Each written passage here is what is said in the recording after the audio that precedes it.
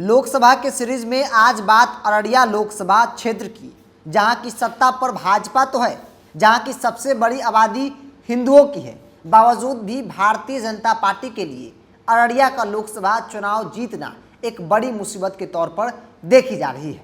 हालांकि न सिर्फ भाजपा के लिए बल्कि आरजेडी के लिए भी अररिया का रण बेहद ही चुनौतीपूर्ण है।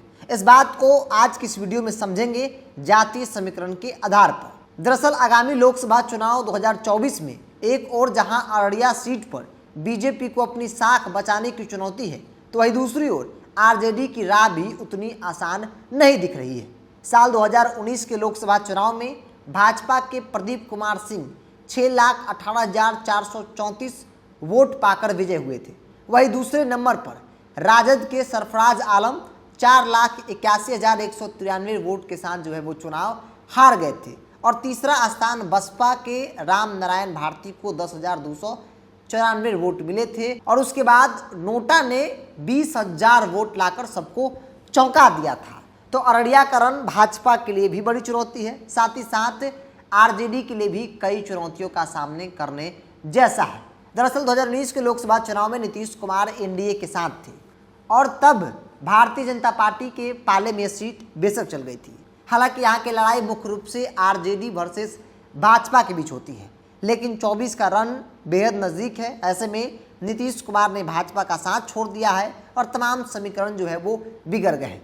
ऐसे में कहा जा रहा है कि अगर आरजेडी के खाते में सीट जाती है और फिर से सरफराज आलम उम्मीदवार बनाए जाते हैं, तो फिर जो वहाँ के वोटर में नाराजगी है वो चुनाव पर भारी पड़ सकती है। या फिर दूसरी बड़ी बात है कि यह सीट जेडीयू के खाते में जाती है, तो फिर जो मुसलमान वोट खिसकता है वो नहीं खिसकेगा। अब इस बात को समझने के लिए सबसे पहले आपको वहाँ के जातीय समीकरण को भी समझना होगा। अररिया लोकसभा सीट का जातीय समीकरण बहुत जटिल है। मुस्लिम मतदाताओं के मुकाबले हिंदू मतदाताओं की संख्या सबसे अधिक है। मुस्लिम आबादी तकरीबन 42.9%, वही हिंदू आबादी 56.6% है, वही 32% मुस्लिम वोटर है। अगर सांप्रदायिक आधार पर ध्रुवीकरण होता है तो कोई मुस्लिम उम्मीदवार उसी हाल में जीत सकता है जब उसे हिंदू समुदाय का कुछ प्रतिशत वोट मिल सके। हालांकि हिंदू के सामने मुस्लिम समुदाय की भी कई जातियों में बटी है। दो प्रमुख जातियां जैसे कोल्हैया और सेकन है। कोल्हैया की आबादी सबसे अधिक है। इसके अलावा अंसारी, शेर शाहबादी, सब्जी फरोश और फ़कीर आदि जातियां हैं, जबकि हिंदुओं में यादव और मंडल वोट सबसे अधिक है। हरिजन और आदिवासी भी अहम भूमिका निभाते हैं। साथ ही साथ ब्राह्मण मतदाताओं भी अच्छी खासी संख्या में उस क्षेत्र में मानी जाती है। इसके अलावा अग्रणी जातियों में जैसे भूमिहार, राजपूत और कास्ट की भी सबसे बड़ी संख्या युक्त है कि निर्णायक भूमिका में है। ऐसे में भारतीय जनता पार्टी भी बेहद कमजोर स्थिति में नहीं है और ना ही राष्ट्रीय जनता दल या फिर इंडिया गठबंधन वहाँ पे कमजोर स्थिति में है।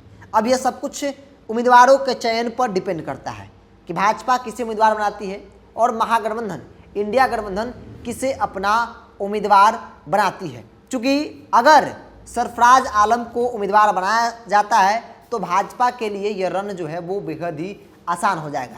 ऐसे में माना जा रहा है कि अगर नीतीश कुमार के खाते में अगर सीट गई या फिर भाजपा अपना उम्मीदवार बदल देती है तो फिर अररिया का रण भी काफ़ी आसान हो सकता है। बहरहाल इस विषय को लेकर आपके मन में क्या ख्याल है, आप अपनी राय को कमेंट्स बॉक्स में रख सकते हैं। अगर आप मेरे चैनल को यूट्यूब पर देख रहे हैं तो सब्सक्राइब कर लीजिए, फेसबुक पर देख रहे हैं तो पेज को लाइक और फॉलो कर लीजिए।